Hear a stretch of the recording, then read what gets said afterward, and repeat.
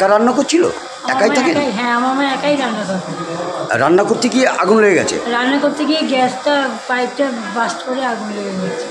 আচ্ছা, এটা হয়েছে ওই কটা নাগাদ? এই 11টা, সাড়ে 11টা, 11টা সাড়ে 11টা নাগাদ। কোন জায়গায়? গামতলায়? গামতলা গোবিন্দ বাড়ি অপোজিটে। আচ্ছা, ওটা 9 নম্বর ওয়ার্ড। আপনার মার নাম কি? নির্মলা গোস্বামী। বয়স কত হবে? বয়স 76-77 হবে। আচ্ছা, আপনি মেয়ে? আমি ছোট মেয়ে। আচ্ছা, আপনার নাম? আমার নাম গোপা ভাদুরী।